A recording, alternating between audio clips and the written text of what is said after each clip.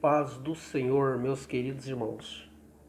Para mim é uma alegria, uma satisfação poder estar comunicando convosco neste momento, a palavra de Deus. Quero louvar o nome do Senhor pela vida de cada um de vocês, de cada telespectador que está conectado no canal, que é um canal de bênção para a nossa vida, que é o canal Adefama Nova Olinda. Está na coordenação do nosso pastor Jocelino, pastora Beth, e eu sou muito grato a Deus pela vida deles, pela nossa regional, que tem sido uma bênção aqui, em Aparecida de Goiânia. E eu sei que esse nosso programa, ele alcança Aparecida, Goiânia, Goiás, o Brasil, e vai além das fronteiras do nosso país. Então, a você que está conosco, mesmo de longe, participando, um abraço, paz. E talvez nós podemos ter alguém que está assistindo também e que ainda não fez a sua inscrição, se inscreva no canal, deixa o seu like. Eu sou inscrito, muitos dos nossos irmãos lá em Retiro do Bosque também são inscritos e nós somos muito felizes por isso. Que Deus abençoe muito a sua vida. Nós estamos nesse momento com Café com Bíblia e nós vamos pensar biblicamente, refletir, relembrar e ponderar acerca daquilo que a palavra de Deus fala conosco e nos ensina. Sabemos que a Bíblia é a fonte de vida, Quando o escritor dos Hebreus escreve no capítulo 4, versículo 12, ele deixa bem claro assim, que a palavra de Deus é viva e eficaz e mais penetrante que espada alguma de dois gumes, e penetra a ponto da divisão da alma, do espírito, e é apta das medulas, e é apta para discernir os pensamentos e as intenções do coração. Então a palavra de Deus ela é viva, ela sempre é atual, contemporânea e sempre tem o que nos ensinar. Por isso eu tenho certeza que nós vamos aprender muito. Eu louvo a Deus pela sua vida e espero que vale a pena, nós aqui juntos fazer a obra de Deus aqui. Então, o texto que eu quero refletir com os irmãos, ele está no Evangelho segundo escreveu Mateus, no capítulo de número 24 e o versículo de número 8. E lá diz assim: mas todas essas coisas são os princípios de dores. Esse texto ele tem o seu correspondente no grego na seguinte expressão: pantadetauta arque oidinon. Eu não sou muito bom de hebraico não, mas de grego também não sou muito bom não. Mas quando a gente medita um pouquinho, estuda, pesquisa, a gente acaba encontrando algo para oferecer e para acrescentar o nosso conhecimento.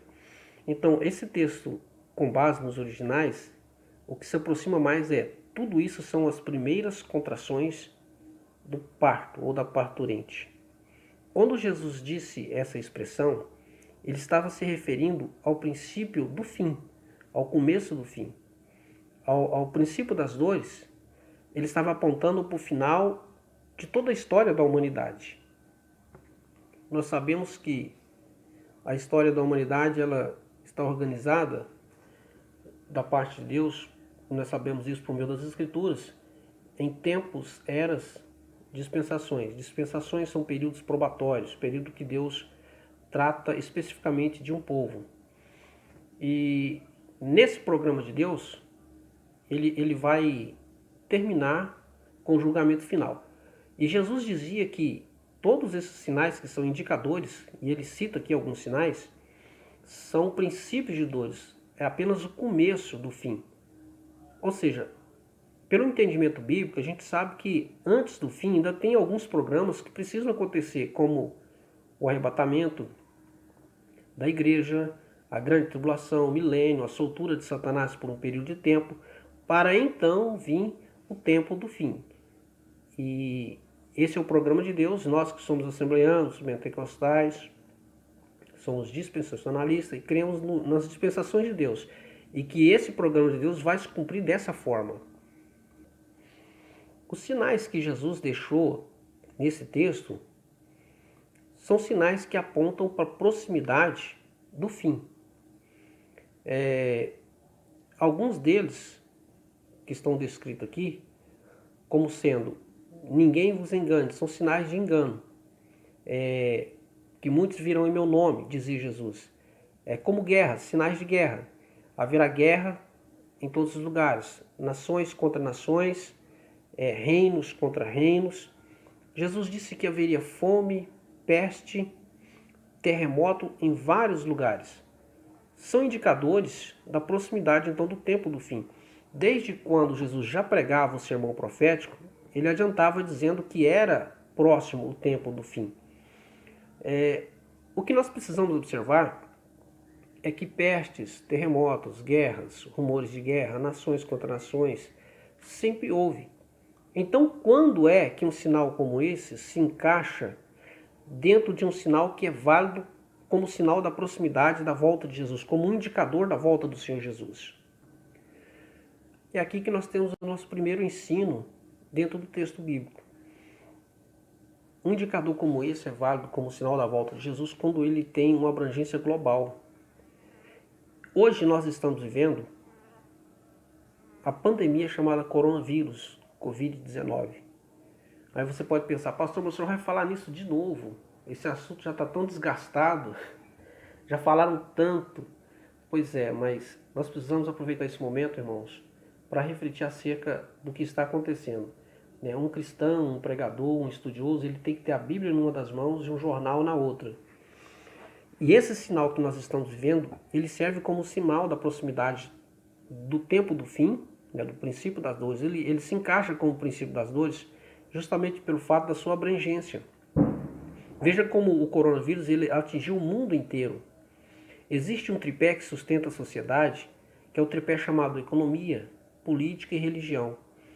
E essa pandemia, irmão, ela mudou radicalmente, não só num continente ou num país, mas em todo o mundo, a economia, a política e a religião. Países que vão levar anos e anos para se recuperar, a economia mundial vai levar. A política, ela foi completamente mudada, foi completamente influenciada. E a religião não foi diferente. Nós tivemos que acostumar com novos moldes de culto. A igreja teve que se submeter às leis e às ordenanças das autoridades, tendo seus cultos fechados, diminuídos, controlados. A família ela teve que aprender um novo modo vivente, uma forma nova de se relacionar. A educação, o sistema de educação teve que se amoldar a isso. E quando nós olhamos para a economia, a gente vê que a economia é o carro-chefe de toda a humanidade. Ela também foi influenciada através de novos controles, de nova administração, para que não haja desperdício, para que não haja gastos. A iniciativa privada devolvendo um pouco do seu lucro em investimentos em hospitais de campana e uma série de outras iniciativas. E é exatamente isso que acontece. Quando Jesus fala que todas essas coisas são princípios de dores, são as primeiras contrações da parturente, ele estava dizendo isso, que os sinais que antecederiam o fim e a sua volta e o programa de Deus são sinais que atingem o planeta todo. Quando nós lemos o correspondente do texto bíblico de Mateus em Lucas, o Dr. Lucas, no capítulo 21, versículo 25, Lucas diz assim, que haverá sinais no sol, na lua e nas estrelas, e na terra angústia das nações, em perplexidade pelo bramido das ondas do mar. Essa palavra angústia, no seu original, neurose, é o mesmo que neurose coletiva, perturbação, preocupação coletiva. E é exatamente isso que a gente vê no que nós estamos passando hoje, que é essa pandemia terrível. A princípio, a primeira lição que eu tiro de quando Jesus diz é essa, que o fim está próximo. A consumação dos séculos está próxima. E isso é evidente através dos sinais que Jesus deixou. É um sinal que se cumpre. E a palavra dele é verídica, é verdadeira. A segunda lição que nós podemos tirar do texto é que se de fato a volta do Senhor Jesus e o programa de Deus está tão próximo assim, e isso é real, isso é verídico, Então, o serviço cristão tem que ser um serviço urgente. Nós temos um serviço a prestar que nós não podemos perder tempo, temos que ter eficiência e eficácia. Eu posso observar e aprender com a Bíblia e também com a vida. Eu sei que muitos dos irmãos que estão nos assistindo talvez já tiveram experiência principalmente com as igrejas do interior do país, aqui no Brasil ou fora dele. E como essas igrejas e crentes são comprometidos no trabalho da evangelização. Eu, particularmente, há poucos dias testifiquei isso. Eu conheço um irmão no interior, onde eu vou muito, e ele já é uma pessoa de idade. E nesse momento de maior dificuldade, ele teve que aprender uma forma nova de evangelizar, porque ele tem esse compromisso de evangelismo, é algo que está no seu DNA cristão. Ele começou a enviar hinos evangélicos que falam de Jesus, que falam de consolo, de fortalecimento a pessoas que ele queria evangelizar, pessoas não crentes ou pessoas afastadas. Mensagens bíblicas e a dialogar com essas pessoas através do WhatsApp. Ou seja, é uma maneira diferente, nova, que ele utilizou para poder levar a palavra do Senhor Jesus.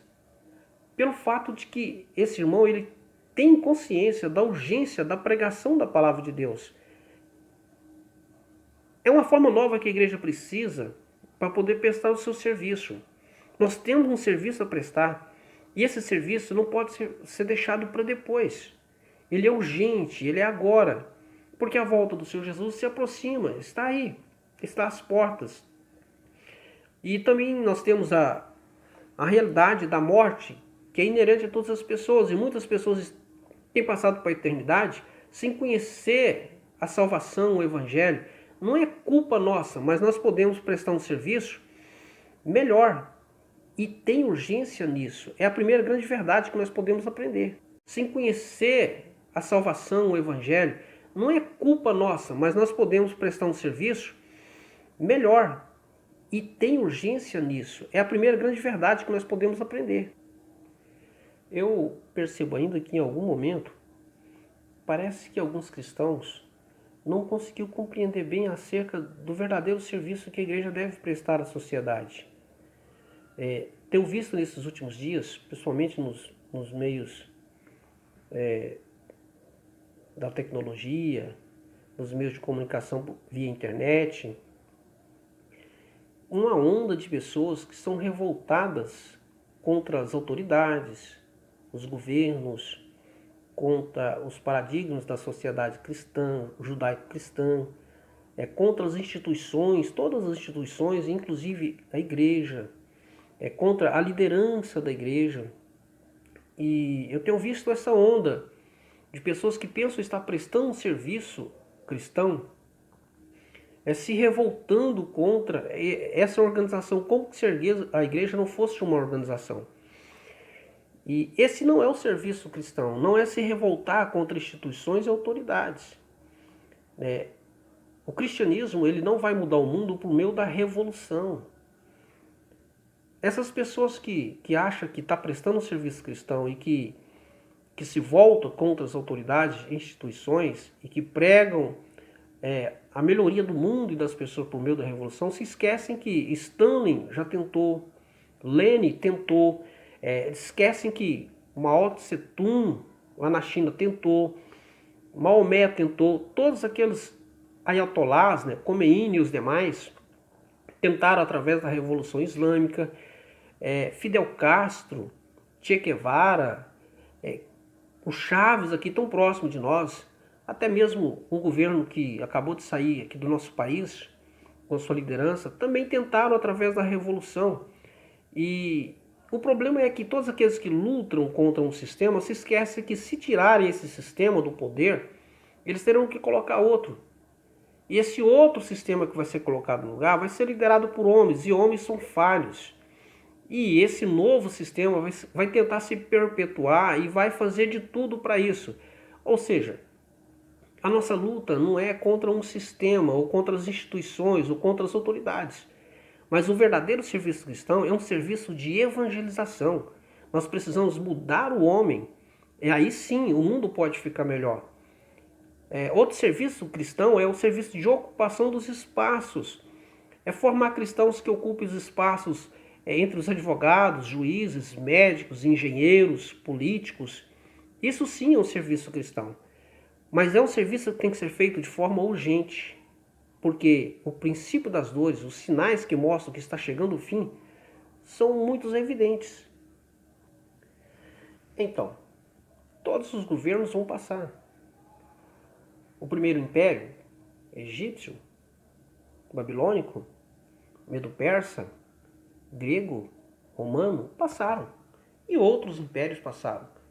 Mas no programa de Deus, haverá um império, um governo, um reino, que será um reino eterno.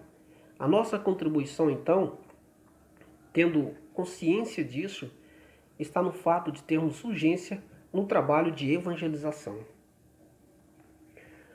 Então, até agora, nós podemos aprender duas coisas muito importantes acerca do princípio das dores, de que Jesus está nos falando. Precisamos estar atentos aos sinais que são globais e precisamos ter urgência no serviço que nós temos que prestar, ao qual Deus nos confiou.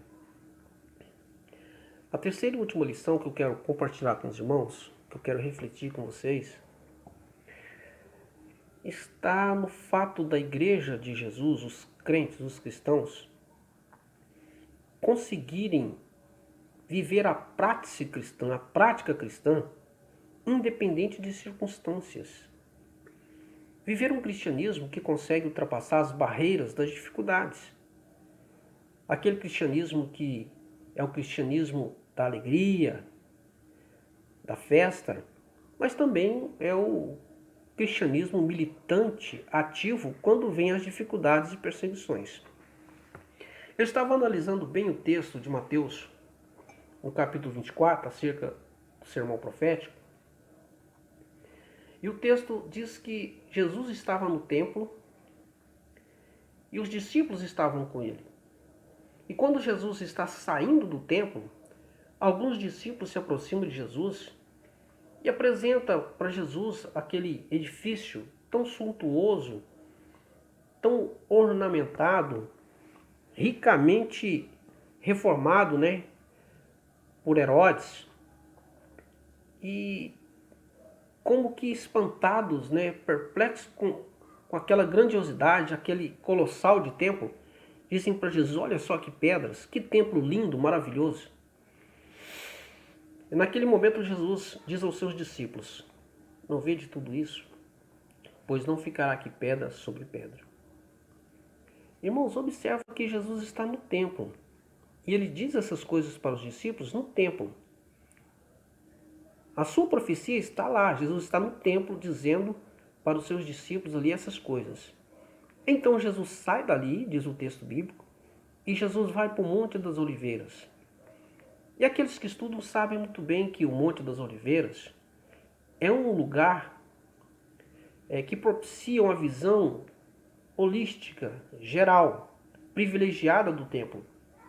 E Jesus lá no templo, lá no Monte das Oliveiras, ele vê todo o templo, todo o complexo. E aproxima-se de Jesus Pedro, Tiago, João e André. E começa a perguntar para Jesus: Senhor, quando é que essas coisas vão acontecer? Qual é o sinal da tua vinda? E qual é o sinal do fim? Interessante que no capítulo 23 de Mateus, Jesus está pregando para os judeus no templo. E Jesus dedica um capítulo inteiro para combater hipocrisias dos escribas e dos fariseus e de todos aqueles que eram legalistas. Mas no capítulo 24, Jesus está falando mais especificamente aos seus discípulos. Enquanto eles estavam preocupados e encantados, encantados com o templo e com o culto judaico, Jesus aponta para um cristianismo que ia além do templo judaico. O que Jesus estava dizendo é que o verdadeiro cristianismo, ele subsiste o tempo e a perseguição. Que o judaísmo, o templo judeu, haveria de ser destruído, não ficaria pedra sobre pedra. Mas o cristianismo prosseguiria triunfante, altaneiro, atravessaria os séculos, como na verdade atravessou. Pela história, a gente sabe que em 70 Tito destrói o templo em Jerusalém e a cidade. Mas o cristianismo de Jesus ultrapassou tudo isso. É o que Jesus estava dizendo para os seus discípulos. O templo pode cair. O templo vai ser derrubado, profanado. Mas o cristianismo é um cristianismo que vai subsistir, que vai prevalecer, que vai continuar além do templo. Essa é a verdadeira fé, o verdadeiro cristianismo que nos faz vencedores. É aquele que subsiste às lutas, às perseguições, às dificuldades. Nós podemos aprender isso através do que Jesus deixou no sermão profético. Não é muito diferente hoje. Não é muito diferente hoje. O que a gente vê é que algumas pessoas parecem que nos cultos, dentro do edifício, eles se agigantam, se tornam verdadeiros gigantes, gigantes que cantam, gigantes com um microfone na mão, gigantes com a guitarra, com a bateria, com o teclado, gigantes quando estão pregando, mas que agora são colocados em provas para ver se essa fé, se esse cristianismo, se a prática cristã desses gigantes de hoje consegue subsistir nos lares. Se lá nos lares eles conseguem cantar com o mesmo entusiasmo, se conseguem orar e as lágrimas descer no seu rosto, agora nos cultos de oração dentro da sua casa, com a esposa, com filhos, se existe uma disciplina de leitura bíblica na casa, na família, aonde as pessoas não podem ver e não podem aplaudir. Os gigantes do microfone agora são desafiados a pregar com a mesma intensidade para os seus filhos, discipulando, ensinando e orando com eles. Esses gigantes que falam tanto em oração são desafiados agora a ter uma prática de oração onde as pessoas não podem ver. A ter uma prática no evangelismo, na missão, onde ninguém pode elogiar, dar tapinha nas costas. É um cristianismo que vai além do templo e vai além das lutas e das perseguições. Um cristianismo com entusiasmo, com vida, com vigor, com conhecimento, sim, muito conhecimento, mas também com fogo no coração. Somos desafiados a isso. O que Jesus estava dizendo para os discípulos é exatamente isso. Jesus pregou para os escribas e fariseus no templo e censurou a hipocrisia deles. E fora do templo, no Monte das Oliveiras, Jesus apontou para os seus discípulos: olha, o templo que Herodes reformou para os judeus é muito bonito, na verdade. Mas a fé de vocês, a prática cristã de vocês tem que ultrapassar isso. E hoje nós somos desafiados. Com essa pandemia que foi global, que veio como um sinal do princípio do fim, do princípio das dores, a igreja tem que aprender a viver de uma forma diferenciada. Cada cristão vai se revelar hoje aqueles que verdadeiramente se comprometem com o evangelho. E eu sei que eu estou falando para muitas pessoas, pessoas que podem ser extremamente usadas por Deus. E nós precisamos pensar sobre isso. Nós precisamos refletir sobre essas verdades, estes sinais, essas lições que o evangelho de Jesus nos dá. Eu quero dizer a você que está me assistindo, me ouvindo, que nós podemos somar muito no evangelho do Senhor Jesus. E talvez alguns que, por estar cansado, desanimou, parou pelo caminho, pensou que não valesse a pena, possa se sentir motivado pela prova de que tudo aquilo que Jesus profetizou é verdadeiro. E estando assim motivado, volte a fazer a obra de Deus com a mesma intensidade. A minha oração é que Deus te abençoe muito, que Deus te guarde, te use como instrumento nas mãos dele. A você que não entregou sua vida a Jesus, que você possa fazê-lo. A você que está distanciado, que possa retornar aos caminhos do Senhor. Você é muito importante para Ele. O seu trabalho, a sua adoração, a sua vida é muito importante, a sua alma é muito importante. Que Deus abençoe em Cristo Jesus, o nosso coordenador, e a toda a igreja do Senhor Jesus.